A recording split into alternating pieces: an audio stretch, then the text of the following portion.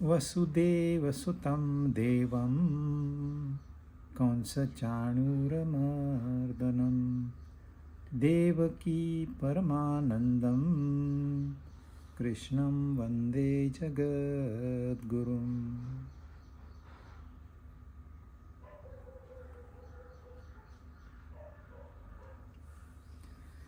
भगवद गीता 2 अध्याय हमने पूरे किए। आज हम तीसरे अध्याय में प्रवेश कर रहे हैं। तीसरा अध्याय, उसका नाम है कर्म योग। कर्म योग में भगवान कर्म करने को प्रवृत्त करते हैं। हम सबको कहते हैं निकम्मे मत बनो।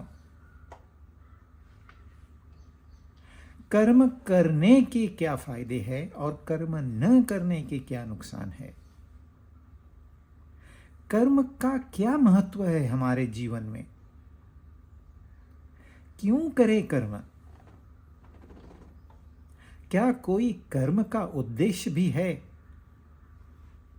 अच्छा, कैसे करें कर्म, उसका कोई टेक्निक है। तो ये सारी बातें एक एक करके हम तीसरे अध्याय में समझने की कोशिश करेंगे।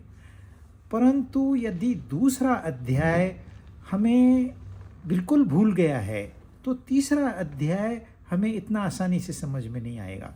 दूसरा अध्याय के कुछ पॉइंट हमें हमेशा अपने मन में रखने चाहिए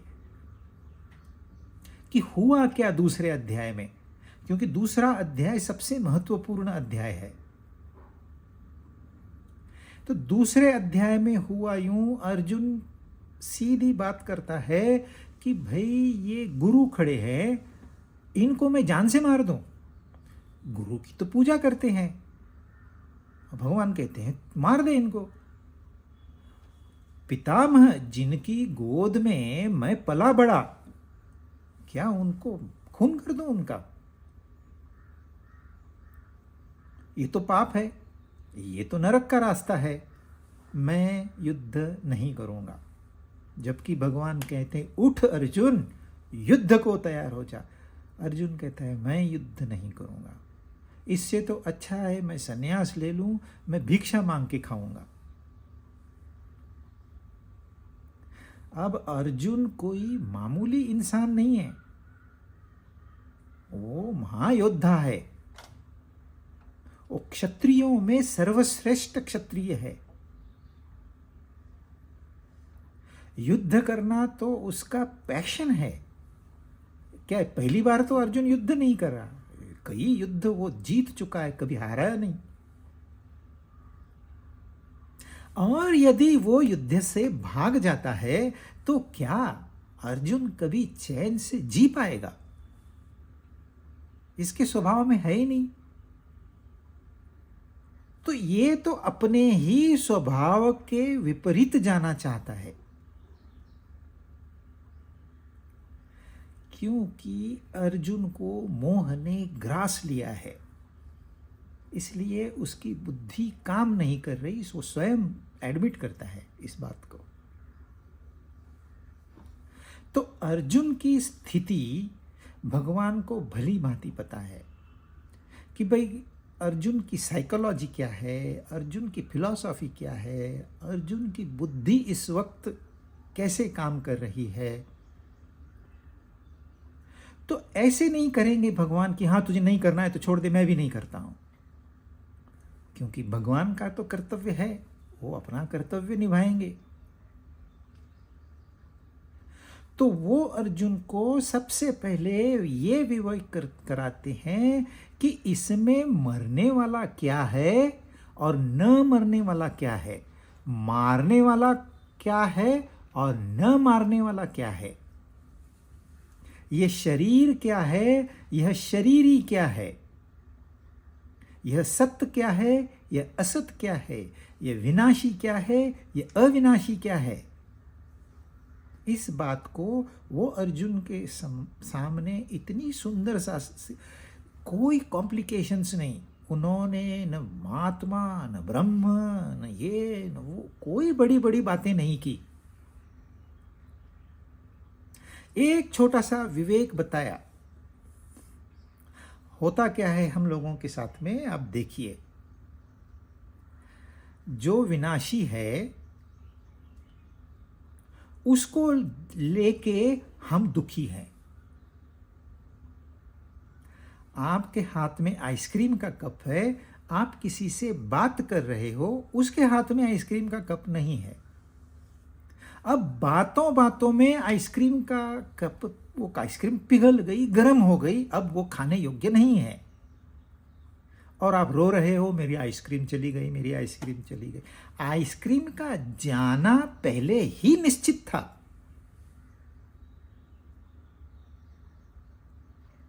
वो विनाशी है, वो परिवर्तनशील है।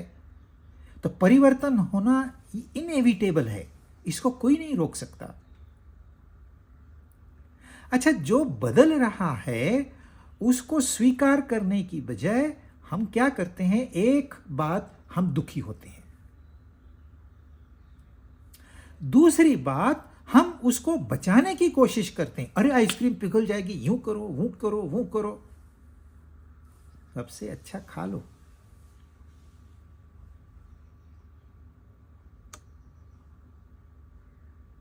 तो एक तो अविनाशी को देख के दुखी होना, और दूसरा अविनाशी को बचाए रखने के अननेसेसरीली प्रयत्न करना।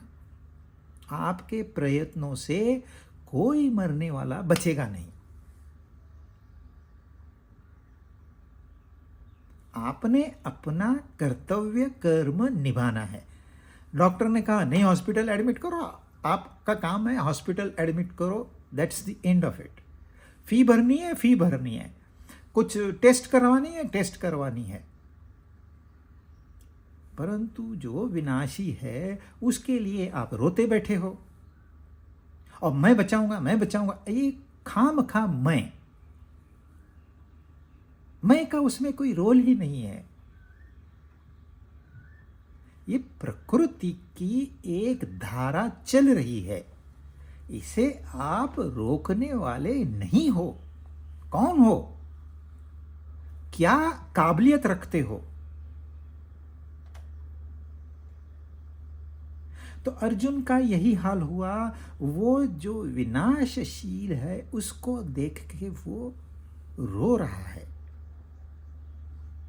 मैं तो नरक में चले जाऊंगा, मेरे तो पूर्वज नरक में चले जाएंगे, वर्ण संकर हो जाएगा, स्त्रियों का समस्या, बच्चों की समस्या, समाज की समस्या, देश की समस्या। युद्ध कर, दैट्स इट। अपना कर्तव्य कर्म निभा, फिनिश। इसके आगे कुछ है ही नहीं। तो भगवान पहले पहले उसको ये बताते हैं कि पहले तू ये समझ यहां अविनाशी क्या है। एक बार अविनाशी समझ में आ गया तो ये विनाश का दुख भी चला जाएगा, और उसको संभाल के रखने की जो जिज्ञासा है, जो हमारा प्रयत्न है, जो इसके लिए हम इतना मेंटल स्ट्रेस लेते हैं, वो सब चला जाएगा। एक बार खाली सत्य समझ में आ जाए। इसलिए उन्होंने शुरुआत की शरीर और शरीरी। यह शरीर क्या है, यह शरीरी क्या है, यह समझ ले अर्जुन। उसके साथ साथ उन्होंने ये कहा कि तुझे तेरा कर्म करना है निष्काम भाव से। कर्म पे ही तेरा अधिकार है, फल पे तेरा अधिकार नहीं है। यहां अधर्म खड़ा है धर्म के सामने, तो धर्म का कर्तव्य बनता है अधर्म को समाप्त करे और धर्म की स्थापना करे। यह कर्तव्य है, यह कर्तव्य निभाना है और चुपचाप बैठे रहना है। इससे ज्यादा कुछ नहीं है। पर अर्जुन कब की सोच रहा है, कहां की सोच रहा है? जो पूर्वज गए हैं पितर, उनकी सोच रहा है। जो जाने वाले हैं उनकी सोच रहा है। जो है उसके पर ध्यान ही नहीं है उसका। पीछे क्या हुआ, आगे क्या होगा, चिंता और फिक्र, यही हमारी कहानी है। इसलिए भगवान कहते हैं पहले तू अपना कर्तव्य कर्म निभा। तो दो चीज उन्होंने बताई। एक तो इस विनाशशील संसार में अविनाशी तत्व है, उसको जान और अपना कर्तव्य निभा। उसको उन्होंने बुद्धि योग कहा। कर्म करना है, मूर्ख इंसान के जैसे खाली ढकलते नहीं रहना है, सोच समझ के कर्म करना है। उन्होंने पूरा कर्म योग इसमें कवर किया। तो फिर अर्जुन पूछता है भी ऐसा कौन है जिसके पास विवेक भी है और जो एक्टिव भी है? ऐसा स्थितप्रज्ञ कौन है? तो भगवान उसकी व्याख्या करते हैं, आत्मन्येव आत्मनः तुष्टः। अपने आप से अपने आप में वो संतुष्ट है।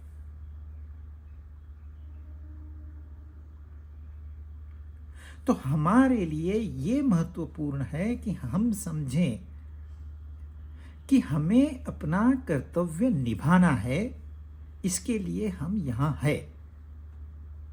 और इस कर्तव्य को निभाते निभाते हमें सत्य और असत्य का ज्ञान, वो विवेक हमेशा जागृत रखना है। ये दूसरे अध्याय का हमारे लिए मैसेज था। यदि यह हमारे दिमाग में यह बात फिक्स है तो तीसरा अध्याय बहुत आसान है। तो तीसरे अध्याय शुरू होता है अर्जुन के प्रश्न से। श्लोक 1 और 2 हम साथ में करेंगे। अर्जुन उवाच जायसी चेत् कर्मणस्ते मता बुद्धिर्जनार्दन तत्किं कर्मणि घोरे मां नियोजयसि केशव व्यामिश्रेणेव वाक्येन बुद्धिं मोहयसीव मे तदेकं वद निश्चित्य येन श्रेयोऽहमाप्नुयाम्। हे जनार्दन, हे कृष्ण, अगर आप कर्म से ज्ञान को श्रेष्ठ मानते हैं, अगर आप भगवान कर्म से ज्ञान को श्रेष्ठ मानते हैं, तो फिर हे केशव, मुझे इस घोर कर्म में क्यों लगाते हो? कर्म निचला है, ज्ञान ऊपर है, तो मैं ऊपर की ओर बढ़ूं। मैं चाहता हूं, आप चाहते हो मैं नीचे की ओर जाऊं। ऐसे लग रहा है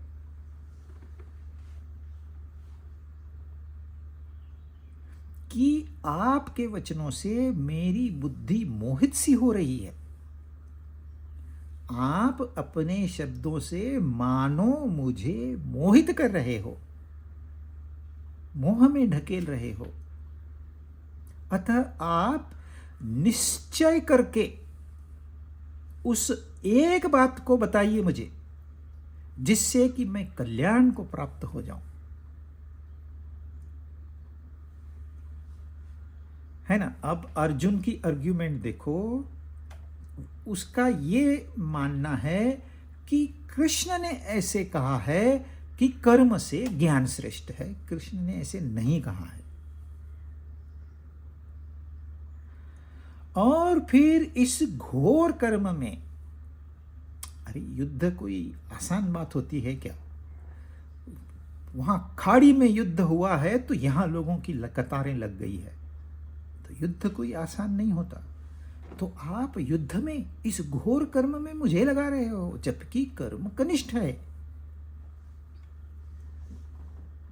और एक बात कही कि आपके वचनों से मानो कि मेरी बुद्धि मोहित हो रही है। ऐसे नहीं कहा अर्जुन ने कि आप मुझे मोहित कर रहे हो, पर ऐसे लग रहा है कि आपके वचनों से मैं मोहित हो रहा हूं, यानी कि मेरी निर्णय क्षमता कम हो रही है। अब आप निश्चय करिए कि एक और एक बात बताइए, पर जिससे मेरा कल्याण हो। यह एक सुंदर सी बात है अर्जुन की कि मेरा कल्याण हो। इसको उसने अभी तक नहीं छोड़ा है। और यही अर्जुन को मानवों में श्रेष्ठ बनाती है। हम लोगों ना, हम तो सब जानते हैं पहले ही, अरे तुम क्या हमारा कल्याण करोगे, तुम अपना तो कल्याण करो। जो उठता है लेक्चर देना शुरू करता है, अरे भगवत गीता है, इसमें क्या है। हाँ, अर्जुन था, कृष्ण था, लड़ाई चल रही थी, बीच में उन्होंने 4 बातें कह दी, हो गई गीता। सब जानते हैं ये लोग। पर अर्जुन ने यहां अपनी शरणागति बताई कि मेरा कल्याण कैसे हो, ये मुझे बताइए। मतलब अभी भी उसको ये नहीं पता, 100% कॉन्फिडेंस नहीं कि मैं सही हूं। अब अर्जुन का सबसे पहले कहना कि आपने ऐसे कहा है कि ज्ञान, कर्म से ज्ञान श्रेष्ठ है ना। अब इसको थोड़ा समझना ट्रिकी है। इसके लिए आपको थोड़ा सा अर्जुन का बैकग्राउंड होना चाहिए। अर्जुन ने वह युद्ध में क्या देखा, अपने पितामह को देखा, अपने गुरु को देखा, अपने भाइयों को देखा, अपने सालों को देखा, अपने ससुरों को देखा, अपने मित्रों को देखा। उसको ये सब रिश्ते नाते दिखाई दिए, उसको अधर्म दिखाई नहीं दिया, उसको शत्रु दिखाई नहीं दिया। हाँ, यही रथ अगर दुर्योधन के सामने होता तो वो सीधे बोलता है स्टार्ट करो युद्ध। तो कृष्ण ने जानबूझकर रथ इन दोनों के सामने रख दिया, जो अर्जुन की दृष्टि से पूजा के योग्य है। क्योंकि चैलेंज नहीं है तो मोह जाएगा नहीं। इंसान यही सोचते रहता है कि मैं ही सही हूं, और अर्जुन भी यही कह रहा है मैं ही सही हूं। तो उसने जो आर्ग्यूमेंट दी थी पहले और दूसरे अध्याय में कि मारना पाप है, अगर यह स्टेटमेंट इंडिविजुअली कही जाए तो वो सही है। तो अर्जुन कहता है मेरे पास जो ज्ञान है वो सही ज्ञान है, और यही हम सब लोग करते हैं, मेरे पास जो ज्ञान है वो सही ज्ञान है। इसको हमने सर्टिफाई नहीं किया है, ये शास्त्र सम्मत है कि नहीं है हमें नहीं पता, पर हम जो कहते हैं वो सही है। और वो कर्म छोड़ना चाहता है, इसलिए कहता है कर्म छोड़ना सही है। तो हम लोग क्या करते हैं व्यवहार में, जब भी हम आदान प्रदान करते हैं ना, तो हम अपने दिमाग की उपज उसमें ऐड करते रहते हैं। आपको एक कम्युनिकेशन मिला, आपने उसको मॉडिफाई किया अपने बुद्धि के अनुसार और उसको रिटर्न किया। हालांकि बात कुछ और थी और बन गई कुछ और। तो हर मनुष्य यही सोचता है कि मेरा जो एंगल है वह सही एंगल है, इसका मतलब दूसरे की जो सोच है वो गलत है।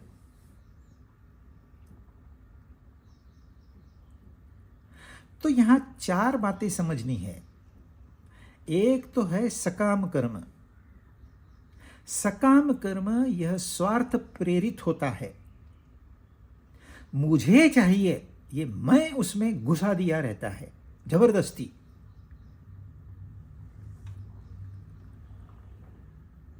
और यह सकाम कर्म आपको दुखों के सिवाय कुछ नहीं लाके देता। इसका जो फल होता है वो बहुत कड़वा होता है। जब फल आता है तब तक तो हम मौज में रहते हैं, क्योंकि फल आने को तो समय है। जब फल आता है तो फिर मनुष्य की स्थिति दयनीय हो जाती है। उसका दिल साथ नहीं देता, दिमाग साथ नहीं देता, इंद्रियां साथ नहीं देती। न वो ढंग से खा सकता है, न पी सकता है, न घूम सकता है, न कोई संबंध निभा सकता है। परंतु फिर भी हर कोई सकाम कर्म के पीछे ही लगा हुआ है। क्यों? क्योंकि हमें कहीं पर भी कभी भी किसी ने भी यह ज्ञान दिया ही नहीं। दूसरी बात जो भगवान ने कही है वह निष्काम कर्म की कही है। निष्काम कर्म में भलाई यह एक उद्देश्य होता है, भले अपनी भलाई औरों की भलाई। औरों की इसमें चींटी भी आ गई, सारे प्राणी आ गए।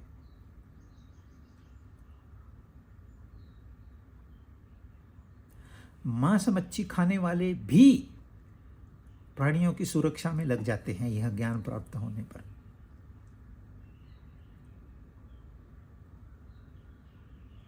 तो निष्काम कर्म पहले पहले कठिन लगता है। क्यों? अपना कोई स्वार्थ तो हो नहीं, मेरा क्या फायदा, यह सवाल ही यहां नहीं है। ये तो कर्तव्य कर्म है। जैसे माँ बाप अपने बच्चों को बड़ा करते समय कभी हिसाब नहीं रखते कि मुझे क्या मिलेगा रिटर्न में। नहीं नहीं, ये अपना कर्तव्य कर्म है। ऐसे ही जो ज्ञानी पुरुष रहता है इस संसार में कर्म में लगा हुआ रहता है, वो कर्म से नहीं भागता। सिर्फ उसका कर्म, उसको निष्काम कर्म कहते हैं, क्योंकि उसका एक ही उद्देश्य होता है कि यहाँ भलाई हो, यहाँ कंट्रीब्यूशन हो, मैं कुछ ना कुछ दे जाऊं इस संसार को, भले वो शारीरिक हो, मानसिक हो या बौद्धिक हो। और आध्यात्मिक हो तो फिर तो बात ही क्या। और निष्काम कर्म का फल मीठे से मीठा होता है। उसकी जो प्राप्ति होती है वो सिर्फ जिसे होती है उसे ही पता, उसको बयां नहीं किया जा सकता।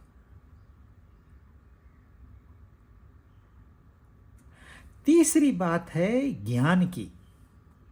इसको समझना बहुत आवश्यक है, कठिन भी है।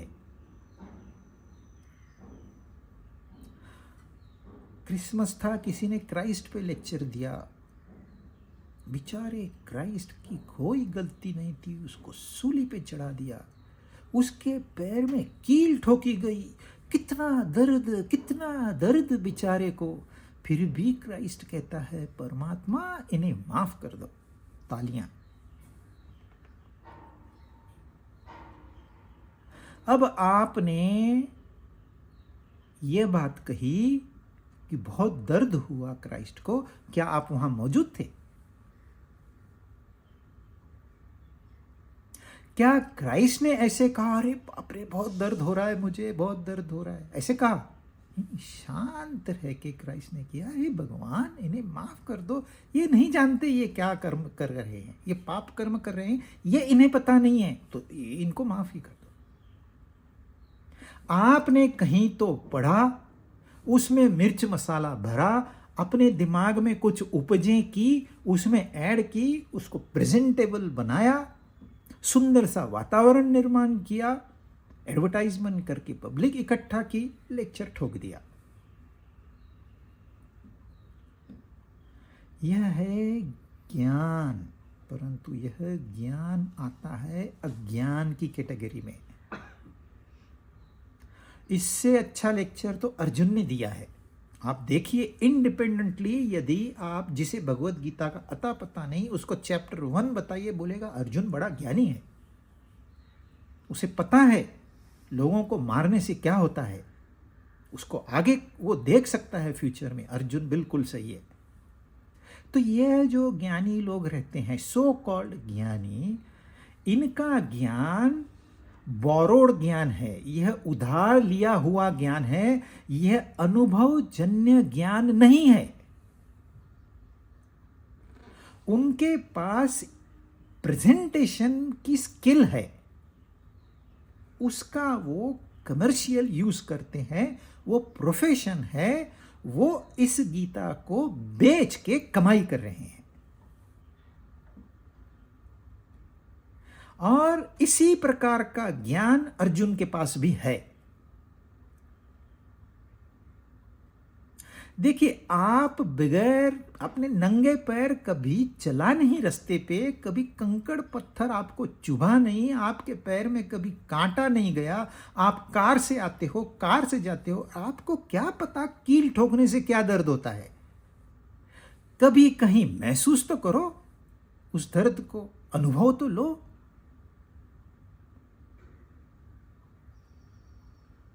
बातें करना आसान है, पर जब वो अनुभव आता है ना, सब लोग डर जाते हैं, बड़े बड़े दिग्गज डर जाते हैं।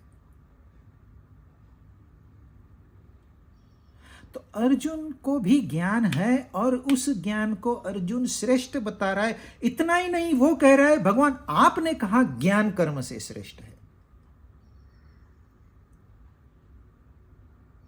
ऐसे भगवान ने नहीं कहा है, मैं बताता हूं क्या कहा। और चौथी बात है बुद्धि। स्थित प्रज्ञ की भगवान ने भाषा की है, सांख्य योग की भाषा की है, बुद्धि योग की भाषा की है, इसमें बुद्धि की है। पहले पूरे प्रवचन में 20 श्लोक ने जब विवेक बताया, वहां बुद्धि का विषय ही नहीं निकाला उन्होंने। जब कर्म करते हुए बुद्धि, तो विवेक अलग है, बुद्धि अलग है, तो बुद्धि को जरूर भगवान ने महत्व दिया है। बुद्धि तुम्हारे निर्णय लेने की क्षमता है। व्यवसायात्मिका बुद्धि एक ही है गुरुनंदन। जो व्यवसाय, जो निश्चय करने वाली बुद्धि है, वो एक होती है अर्जुन। ऐसे नहीं अभी मैं, चलो मेरे को बीच में खड़ा करो, मैं देखता हूं कौन है, मेरे बाण तैयार है, मैं अभी युद्ध करने को तैयार हूं, कह दिया दूसरे, अरे मैं नहीं युद्ध कर सकता यार, मैं नहीं करूंगा। फिर बोलेंगे मैं करता हूं। अरे ये अव्यवसायत्मिक बुद्धि है। बुद्धि एक होती है, निर्णय ले लिया, खत्म। सोच समझ के निर्णय लेना है। आप गलत निर्णय लेते हो, इसलिए निर्णय बदलना पड़ता है। इसलिए आपको रिपीट वर्क करना पड़ता है। रिपीट होने से आपकी आधी शक्ति तो खत्म हो, वेस्ट गई ड्रेन में। फिर परिणाम कहां से निकलेगा? फिर कहते हैं हमको इंक्रीमेंट नहीं मिला, हमको प्रमोशन नहीं मिला, हमको रिकॉग्निशन नहीं मिला, नो एप्रिसिएशन एट ऑल। आप एक ही काम 2 बार करोगे तो आधा ही काम किया आपने। तो बुद्धि की बात कही। सो बुद्धि अलग है, ये जो प्राप्त किया हुआ ज्ञान है वह अलग है, जो निष्काम कर्म है वो अलग है, जो सकाम कर्म है वो अलग है। इसमें सकाम कर्म कनिष्ठ है, निष्काम कर्म श्रेष्ठ है। इसको रिपीट करिए आप मन में। जो सकाम कर्म है यह कनिष्ठ है, यह दुखों का निर्माण करने वाला है, और जो निष्काम कर्म है वह शांति और आनंद की प्राप्ति कराने वाला है। तो जो निष्काम कर्म है सकाम कर्म से श्रेष्ठ है, यह एक बात। जो ज्ञान है वह कनिष्ठ है, जो बुद्धि व्यवसायत्मिका बुद्धि है वह श्रेष्ठ है। गुरु जो होता है ना, वो सिर्फ पढ़ी हुई बातों पे, सुनी हुई बातें नहीं बताता, वो अपने अनुभव से यह कॉन्फिडेंस दिलाता है कि यही आपके लिए श्रेय मार्ग है। इस प्रेय मार्ग को छोड़ दी, इसलिए गुरु का मिलना बड़ा कठिन है। ज्ञानी आपको 100 मिल जाएंगे। तो गुरु ज्ञानी से बहुत श्रेष्ठ है ना। तो 4 बातें हैं, सकाम कर्म, निष्काम कर्म, ज्ञान और एप्लीकेशन ऑफ इंटेलेक्ट। ज्ञान को कहते हैं इंटेलिजेंस और इसको कहते हैं इंटेलेक्ट, निर्णय क्षमता। वह श्रेष्ठ है। ज्ञान आपके पास थोड़ा हो, निर्णय क्षमता अच्छी हो, तो आप इस संसार सागर को आसानी से पार करके जाओगे। नॉलेज कैन बी बोरोड, जरूरी नहीं नॉलेज अब सारी पुस्तकें कौन पढ़ेगा। आप आजकल तो आर्टिफिशियल इंटेलिजेंस है, उसका इस्तेमाल करिए। सारा खोपड़ी में थोड़ी भर के रखना है। परंतु बुद्धि कहां से लाओगे? वो आर्टिफिशियल है, नेचुरल तो वो कोई मनुष्य बना नहीं पाएगा कभी भी। तो आपने जो नेचुरल है उसकी उन्नति करनी है, आर्टिफिशियल की नहीं। वो आप कहीं से भी, किसी भी कंसल्टेंट को पकड़ लीजिए, आप थोड़े पैसे लेगा, आपको बड़े बड़े प्रॉब्लम सॉल्व करके देगा। जरूरी नहीं पेट में दर्द हो रहा है आपको क्यों किताबें पढ़नी है, और सीधे डॉक्टर के पास चले जाओ, लेगा 2,000 रुपया और क्या। आंख से दिखाई नहीं देता, आई स्पेशलिस्ट के पास चले जाओ। आप बैठोगे मैं आयुर्वेद पढ़ूंगा, होम्योपैथी पढ़ूंगा और ये पढ़ूंगा और फिर दुरुस्त करूंगा मेरी आंख, जरूरी नहीं है। तो सारा ज्ञान मनुष्य को होने की कोई जरूरी नहीं है। तो भगवान ने सबसे महत्वपूर्ण दो चीजें हैं, एक तो बुद्धि योग और दूसरा निष्काम कर्म। अब अर्जुन क्या कहता है, भगवान आप कह रहे हो ज्ञान निष्काम कर्म से श्रेष्ठ है। अब अर्जुन की शुरुआत ही गलत हो रही है। यही आर्गुमेंट हम सब लोग देते हैं, ज्ञान कर्म से श्रेष्ठ है। कर्म मतलब निष्काम कर्म से श्रेष्ठ है, क्योंकि निष्काम कर्म हम क्यों करें भाई, दूसरों के लिए हम क्यों करें। इसलिए मनुष्य अपनी खोपड़ी से थ्योरी बना लेता है कि निष्काम कर्म नहीं। इससे तो पुस्तक पढ़ो, कुछ तो पढ़ो, तो फिर कुछ भी पढ़ते हैं। न पढ़ने जिसको पढ़ने आता है पढ़ता नहीं, वो अनपढ़ ही है।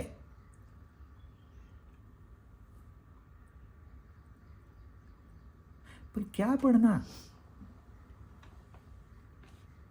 कुछ तो अपने कल्याण की बात करो। अर्जुन बहुत सुंदर है, बहुत, इसलिए भगवान कृष्ण उसको बहुत प्यार करते हैं। इतना मोह में फंसा हुआ है वो, इतना कंफ्यूजन है, सिचुएशनल इफेक्ट उसके ऊपर इतना है, फिर भी वो कल्याण की बात कर रहा है, मेरे कल्याण के लिए क्या है। तो ये अर्जुन का कहना कि आपने जो इंटेलिजेंस है, जो डेटा है, जो इंफॉर्मेशन है, उसको निष्काम कर्म से श्रेष्ठ बताया है। ऐसे भगवान ने बताया ही नहीं, निष्काम कर्म को श्रेष्ठ बताया है। पर अर्जुन एस्केप रूट ढूंढ रहा है, क्योंकि अर्जुन के मन में क्या चल रहा है, भाई मैं युद्ध कैसे टालूं। और उसका इतना विश्वास है कृष्ण में। देखिए कृष्ण अभी तक उसका सखा ही है, अब तक कृष्ण के बारे में अर्जुन नहीं जानता, फिर भी श्रद्धा है, फिर भी प्रेम है, फिर भी आदर है। ये अर्जुन की ब्यूटी है। जो भक्त होता है उसे नहीं मालूम भगवान कौन है, क्या है, कैसे जाना, उसे कुछ पता नहीं, लेकिन वो राह निकल पड़ता है, स्वयं का त्याग कर देता है, और जो भी है वो भगवान का मान के चलता है, तो उसको सिद्धि प्राप्त हो। अज्ञानी को भी सिद्धि प्राप्त हो सकती है यदि श्रद्धा हो, निष्ठा हो, विश्वास हो। कई उदाहरण है हमारे यहां, कई उदाहरण है। तो अर्जुन का ये कहना कि आपके दृष्टि से ज्ञान ही, क्योंकि अर्जुन के पास वो ज्ञान था जो उसने पहले दूसरे अध्याय में बताया है, वो उससे ही चिपका हुआ है। वो सोचता है यही ज्ञान है, यह ज्ञान निष्काम कर्म से श्रेष्ठ, ऐसे आप कह रहे हो। नहीं नहीं नहीं, ये ऐसे भगवान ने नहीं कहा है, इसको दुरुस्त करना जरूरी है। परंतु फिर कहता है, हे जनार्दन, हे केशव, एक बचाने वाला एक मारने वाला, दोनों आप ही है। यहां शब्दों का चुनाव, यह भगवद गीता की श्रेष्ठता है। जनार्दन सिर्फ एक नाम नहीं है, केशव एक सिर्फ नाम नहीं है, उसके पीछे ज्ञान जुड़ा हुआ है। केशी को मारने वाला, राक्षस को मारने वाला और लोगों को बचाने वाला, यही तो भगवान क्या करेंगे, भगवान यही तो करते हैं, अधर्मियों का नाश, धर्म भक्तों की रक्षा। इसलिए उन्होंने दोनों नाम साथ में जोड़ दिए। ये नामों के ऊपर ही एक पूरा चैप्टर हो सकता है, इतने सुंदर नाम है, लेकिन हर बात में हम डिटेल में नहीं जा सकते। और फिर कहता है, निश्चय करके एक बात को कहिए। उसको ऐसा लगता है कि भगवान निश्चय नहीं कर सकते, नहीं, अर्जुन स्वयं निश्चय नहीं कर रहा है, करूं कि नहीं करूं, करूं कि नहीं करूं। युद्ध भूमि में खड़े होकर अर्जुन सोच रहा है युद्ध करूं कि भाग जाऊं। तो अर्जुन स्वयं निश्चय नहीं ले पा रहा, इसलिए वो भगवान से चाहता है आप निश्चय करके मुझे बताइए। यहां भी उसकी सरेंडर की भावना है।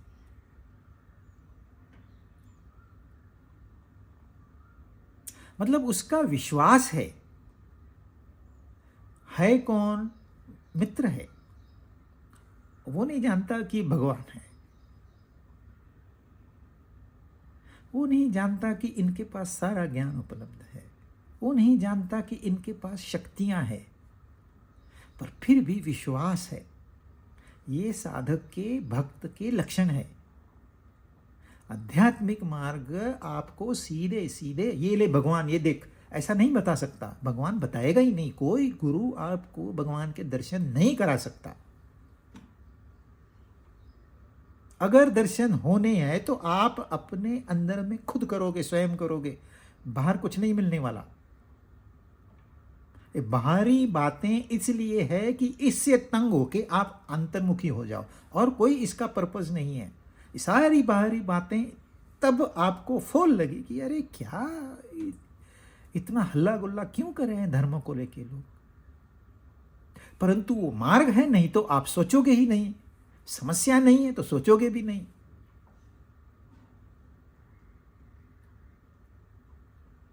तो अर्जुन स्वयं निर्णय नहीं ले पा रहा है, पर वो कृष्ण के ऊपर छोड़ता है कि आप मेरे लिए निर्णय लीजिए, लेकिन वो निर्णय मेरा कल्याण करे।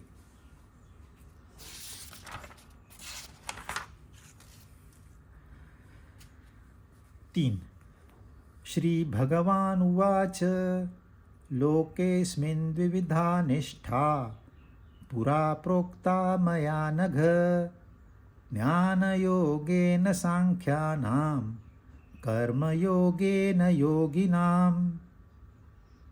श्री भगवान बोले, कृष्ण बोले ऐसा नहीं है यहां पर। हे अनघ, हे अर्जुन, इस लोक में दो प्रकार की निष्ठा है जो कि मेरे द्वारा पहले कही जा चुकी है। पहले मतलब दूसरे ही अध्याय में हुआ है, कही गई है। ज्ञानियों की निष्ठा ज्ञान योग से और योगियों की निष्ठा कर्म योग से। दो प्रकार के लोग हैं कॉमन लैंग्वेज में। एक तो है सारा ध्यान इस संसार में लगा हुआ है, शादी करनी है, बच्चे पैदा करने हैं, मकान बनाना है, नौकरी करनी है, बिजनेस करना है, पैसा कमाना है, घूमने जाना है। सारा संसारिक संसार ने सारे बुद्धि और मन और चित्त को व्याप्त कर लिया है। और दूसरे हैं वो कहते हैं यार मुझे इस बातों में कोई इंटरेस्ट नहीं है, ना मुझे शादी करनी है, ना मुझे बच्चे चाहिए, ना मुझे घर चाहिए, मुझे नौकरी, कुछ नहीं चाहिए। मैं कंफ्यूज्ड हूँ, मुझे कोई राह दिखाए कि मुझे करना क्या है, सच्चाई क्या है। तो यह जो कहते हैं मुझे सच्चाई जाननी है, वो है सांख्य योगी। उनके लिए ज्ञान योग है। और जो कर्म में लगे हुए हैं, कर्म के पीछे लगे हुए हैं, किसी फल की इच्छा से संसार में दौड़ रहे हैं, उनके लिए कर्मयोग है। क्योंकि बेसिक नेचर आप नहीं बदल सकते। भाई तू जिस राह पे जा रहा है ना, उसी राह पे हम भगवान को बिठा देंगे।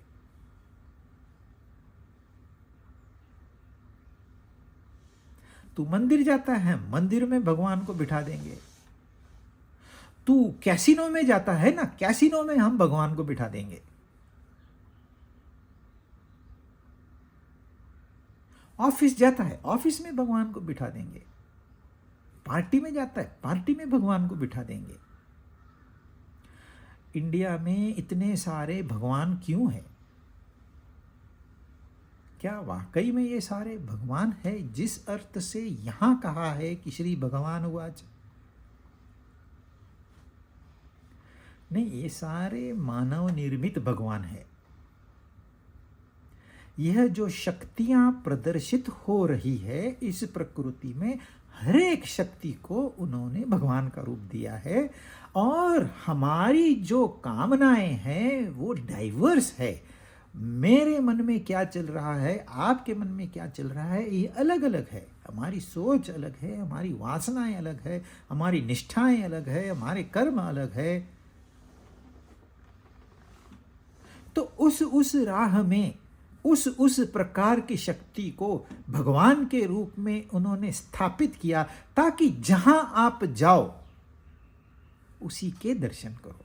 मतलब उसी का विचार मन में आए, श्रेष्ठतम जो है वह विचार आपके मन में आए। आप नाइट क्लब में जाओ, वहां पर सपोजिंग एक गणपति की मूर्ति रखी जाए, तो लोग पहले तो जाके नमस्कार करेंगे, अपने मन को पवित्र करेंगे।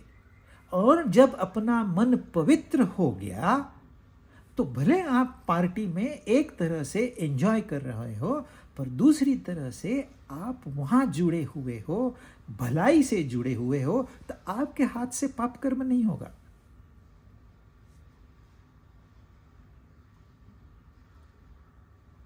अब तो दुनिया भर में शराब की जगह वो बोलते हैं कॉफी पी लो यार, और वो लाउड म्यूजिक की जगह दो चार भजन गा लो। नाचना तो वैसे ही है, शरीर तो ऐसे ही हिलना डुलना है। शरीर तो भजन पे भी नाचेगा और डिस्को में भी नाचेगा। तो ट्रेंड चेंज हो रहा है, क्योंकि मनुष्य ने वहां टेस्ट कर लिया, ऊब गया वो।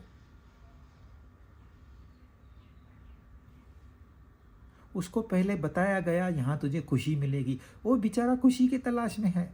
वो क्या करेगा, कमाता है, 5 दिन मेहनत करता है, 6ठे दिन जाके क्लब में बैठा है, 7वें दिन सो जाता है। मैकेनिकल लाइफ, कोई सोच नहीं, कोई दिमाग चलाने की बात ही नहीं है यहाँ। उसको बांध दिया गया है, जैसे वो कोलू का बैल रहता है ना, उसको बांधा हुआ है, वो गोल गोल गोल गोल गोल गोल घूमते ही रहेगा। ऐसे मनुष्य का जीवन हो गया है। और इस जीवन को सार्थक करने के लिए बोलते हैं यही कर्म करो, जो तुम कर्म कर रहे हो ना उसी को करो। सिर्फ भावनाओं में परिवर्तन लाओ, जहां सकाम है वहां निष्काम कर दो। ये कर्म इस प्रकृति के है, ये प्रकृति का अंग है, प्रकृति को अर्पण कर दो। तुम छूट गए, तुम्हें मुक्ति मिल गई। कर्म करते हुए कर्मों से मुक्ति, यह भगवद गीता की बहुत सुंदर टीचिंग है। वो नहीं कहते ये कर्म गलत है इसके लिए छोड़ दो, इसी का रूप बदल दो। यही काम जो भाग दौड़ करके कर रहे हो, शांति से करो। ही मनुष्य चाहता है, कोई ऐसा नहीं चाहता है कि मैं काम नहीं करूं, परंतु काम में बोरियत होने की वजह से वो काम को टालता है। एक बीच में इंडस्ट्री में मूवमेंट थी, क्वालिटी सर्कल मूवमेंट, वो बहुत कामयाब गई, पूरा इंडस्ट्री का वातावरण बदल दिया उसने। उसमें क्या किया कि जो वर्कर अपने काम में बोरियत महसूस करता है, काम टालना चाहता है, उसके काम में इंटरेस्ट भर दिया गया। उसके लिए उन्होंने सबको 1 घंटा हफ्ते में अलग से एक कमरे में बिठाया, चाय का बंदोबस्त किया, बिस्किट का बंदोबस्त किया, और तुम अपना काम सुंदरता से कैसे कर सकते हो इसके ऊपर विचार विमर्श करिए। एक 7-8 लोग साथ में आए, विचार विमर्श किया, और नतीजा ये हुआ, उस 1 घंटे का परिणाम ये हुआ कि वो जो काम में बोरियत थी वो चली गई। अब उत्साह से लोग काम करने लगे। जब काम में ही उत्साह आ गया तो बाकी समस्याएं अपने आप समाप्त हो गई। और फिर मैनेजमेंट्स ने भी देखा, एक पुरानी बात कर रहा हूं, आजकल इंडस्ट्री का सिनेरियो अलग है, तब अलग था। तब लेबर एक न्यूसेंस था, यहाँ स्ट्राइक, वहाँ स्ट्राइक, यहाँ आंदोलन, वहाँ टूल डाउन। तो मैनेजमेंट ने भी सोचा, अरे ये तो अपने कंपनी को बढ़ाने की बात कर रहे हैं। तो उनका भी नज़रिया बदल गया, जो दुश्मनी थी वो दोस्ती में तब्दील हो गई। देखिए, आइडिया ऐसी थी जो सका मेरे लिए मेरे लिए मेरे लिए, अरे कुछ तो एक हिस्सा छोटा सा 5%, 10% कंपनी के उन्नति के लिए, देश की उन्नति के लिए, समाज की उन्नति, कहीं तो जहां आपका मन जुड़े वहां लगा दो, हो गया कर्मयोग। कौन सी बड़ी बात है? कोई बहुत कठिन नहीं है। भगवत गीता को कठिन करके बताया जाता है, इसलिए लोग आते नहीं हैं। और बताने वालों को अपना स्वार्थ है, बोलते लोगों को समझ में आ गया तो हमारे पास कौन आएगा, हमको दक्षिणा नहीं मिलेगी, इसलिए वो कठिन करके बताते हैं ताकि दक्षिणा ज्यादा मिले।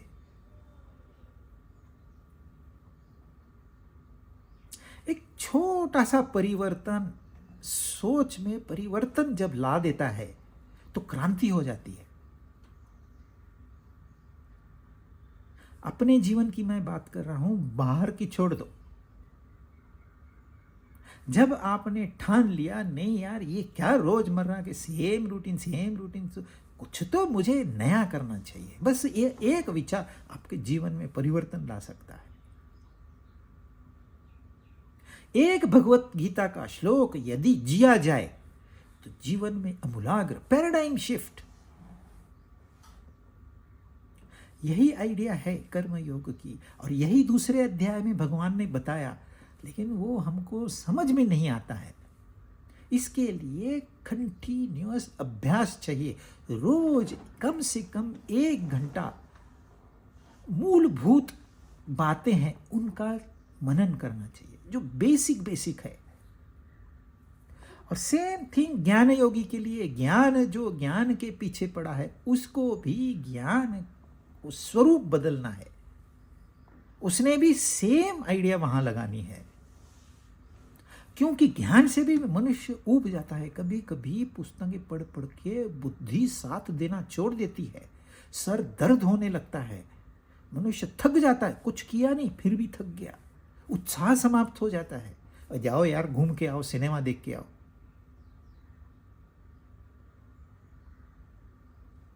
वो भी ज्ञान योग है। हम समझ नहीं पाते इस बात को। तो 2 प्रकार के यहां उन्होंने लोग बताए हैं, बहुत 2 प्रकार के लोग बताएंगे, 3 प्रकार के लोग बताएंगे, 4 प्रकार के लोग। ये भगवत गीता है अपनी ही ना, हमारी ही यह गीता है और हमें ही सुनाई गई है। हमारे पास सुनने के लिए समय नहीं है। स्वार्थी कर्मों में मनुष्य उलझा हुआ है, उस स्वार्थ से बाहर आने को तैयार ही नहीं है। पर फॉर्चुनेटली अभी यंग जनरेशन सोच रही है, भले गीता उन्होंने नहीं पढ़ी है, एटलीस्ट सोच तो रहे हैं कि ये बोरियत को कैसे समाप्त किया जाए। हे अनघ अर्जुन को कहा है, हे निष्पाप अर्जुन। देखिए, अर्जुन ने क्या, भगवान आप एक निश्चय बात मुझे बताइए, हाँ लेकिन मेरे कल्याण की हो। पर भगवान कह रहे हैं, हे निष्पाप अर्जुन। निष्पाप क्यों? क्योंकि उसने निर्णय भगवान पे छोड़ दिया और अपने कल्याण के लिए पूछा। अपना कल्याण यानी कि सबका कल्याण। आप ठीक है ना, तो ये दुनिया ठीक है। आप जैसे हो वैसे ही ये दुनिया है। मेरा कल्याण की यदि मैं सोचूंगा तो अपने आप ये दुनिया दुरुस्त हो जाएगी। हर एक ने अपना कल्याण करना है। तो अर्जुन यही चाहता है कि मेरा कल्याण हो, मतलब मेरा उत्थान हो, मैं गिरूं नहीं जीवन में, हम गिरने के लिए नहीं आए। देखा जाए तो कोई जीवन का खास मकसद नहीं है, आपने बस इस संसार को जानना है कि यह असत है, फिनिश। सारे आपके जीवन के ध्येय समाप्त हो जाएंगे, न ध्येय कर्ता बचेगा न ध्येय बचेंगे। ये मैं बकरी के जैसे करते हैं।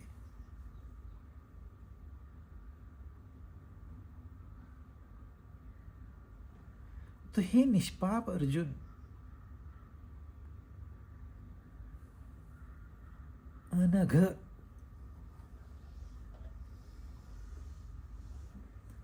ये भगवान कृष्ण का अप्रोच है अपने भक्तों के प्रति। जो श्रेष्ठ है उसको पता होना चाहिए। देखो, गुस्सा करने भी आना चाहिए और प्यार करने भी आना चाहिए, दोनों साथ में। तब आप प्रभावी हो, तब लोग आपको मानेंगे। खाली आप मुझे मानिए क्योंकि मैं पैसे वाला हूँ, मैं सत्ता वाला हूँ, मैं सुंदर हूँ, ये मान्यताएं आपको टेम्पररी मिलेंगी। लोग पैसे फेंकेंगे आपके ऊपर, लेकिन कब तक? जब तक आपकी सुंदरता है, जब तक आपके पास सत्ता है, वह समाप्त, आप भी समाप्त। अब देखिए, बड़े बड़े दिग्गज छोटे छोटे रेस्टोरेंट में, उनको भोजन करने का भी ज्ञान नहीं है, कैसे बैठ के डिसेंटली खाना खाना चाहिए। बड़ा एक्टर कल मैंने देखा, उसको ठीक से बैठने नहीं आ रहा है, बूढ़ा हो गया है, खा नहीं सकता है अच्छे से, इसको रोटी कैसे तोड़नी है ये भी सिखाना पड़ेगा। पर इसी के पीछे दुनिया दीवानी थी एक दिन। पर यदि सिखाने वाला सही हो तो उसको पता है इसमें परिवर्तन कैसे लाना। इसलिए हे अनगर, इस लोक में मतलब यहां पर, यहां मेरे अंदर, क्योंकि लोक क्या है? मैं अनेक रूपों में लोक है। तो यहां पर वो निष्ठा है, मैं अंतर्मुखी हूं या मैं बहिर्मुखी हूं, और दोनों के लिए योग है, दोनों एक जगह जाके मिलेंगे। जो ज्ञान योग से प्राप्ति होगी वही कर्म योग से प्राप्ति होगी। यह दोनों मार्ग घूम के जाते हैं। जो भक्ति का मार्ग है वो भी वहां जाएगा, वो सीधा जाएगा। डेस्टिनेशन एक ही है, वहीं जाना है, हमने वहीं जाना है। पर आपका स्वभाव जैसा है, आप ज्ञानी हो, सांख्य योगी हो या योगी हो, योगी मतलब जो कर्म में लगा हुआ है परंतु चाहता है कि मेरा कल्याण हो। अभी ये कल्याण हो, ये बेसिक हो गया, बार बार इसको नहीं दोहरा, क्योंकि अर्जुन ने कहा मेरा कल्याण हो, यानी कि अर्जुन के लिए कर्म योग यहां अप्लीकेबल होता है। यदि आप कल्याण नहीं चाहते तो फिर काहे का कर्म योग? फिर तो आप दुखी जीवन जिए जाइए, वही आपके लिए सही है। जब तक आप दुखों से परेशान नहीं होंगे आप यहां नहीं आओगे। पहले जाइए, परेशान होइए, फिर हम बात करेंगे।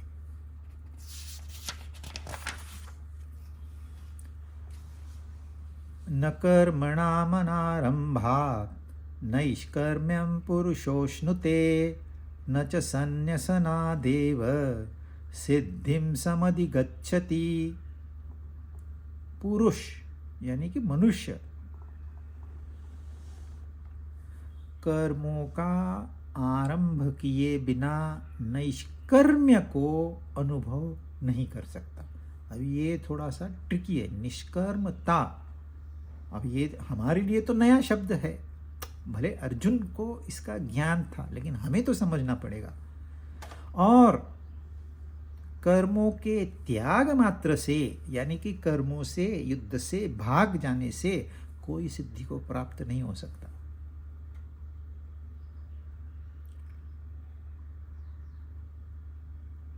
पहले थोड़ा सा जान लीजिए कि यह मनुष्य जो है, इसमें पृथ्वी तत्व का प्रमाण ज्यादा होने से यह आलसी है।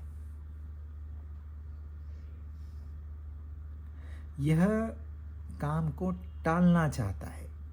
अरे कौन युद्ध करेगा यार, किसको युद्ध में जाना पसंद है?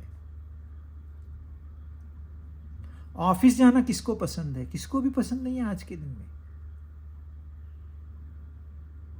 खाली वो रिबेलियस नहीं होते क्योंकि पगार मिलती है, वो बंद हो जाएगी।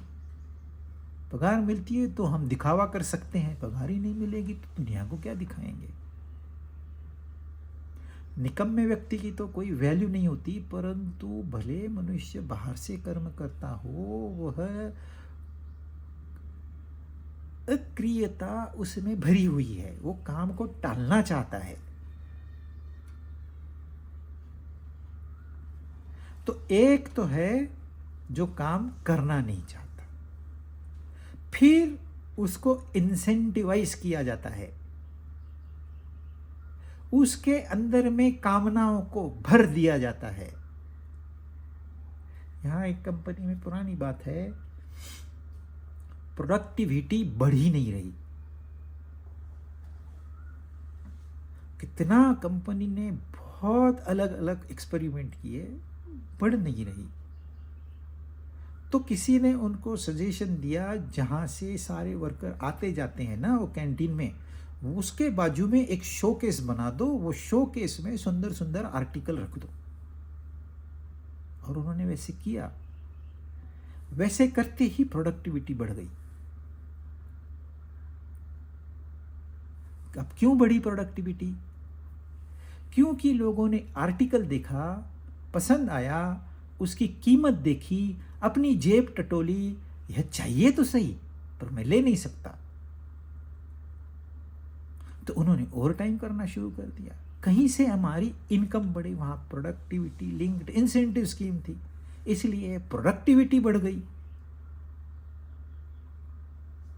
तो क्या किया उन्होंने, जो काम नहीं करना चाहता था उसके मन में कामना भर दी। अब ये कामना उसको कामिनी के पीछे दौड़ाती है, यानी कि इन वस्तुओं के पीछे दौड़ाती है। अब वो सकाम कर्म में लग गया। पहले तो कर्म नहीं करना चाहता, फिर सकाम कर्म में लग गया। अब गीता कहती है इस सकाम कर्म को निष्काम करिए। क्यों चाहिए वो आपको? आपका कर्तव्य है, आप अपने कर्तव्य के लिए कर्म कीजिए, न कि उन वस्तुओं के लिए, पदार्थों के लिए।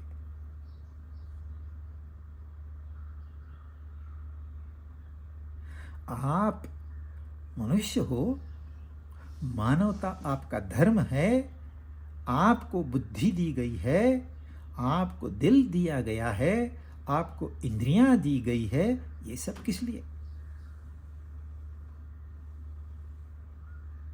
इन वस्तुओं के पीछे दौड़ दौड़ के एक दिन गिर जाओगे, समाप्त। तब सोचोगे अरे यार सारा जीवन व्यर्थ हो गया। अभी सोचो ना। तो अकाम से सकाम, सकाम से निष्काम, और इसके आगे स्टेज है सब कुछ करके मैंने कुछ नहीं किया, उसको कहते हैं निष्कर्मता, एक्शनलेसनेस। करता सब कुछ है, क्लेम एक भी नहीं है, मैंने कुछ नहीं किया। अब इसको समझना थोड़ा सा ट्रिकी है, वो हम अगली बार करेंगे।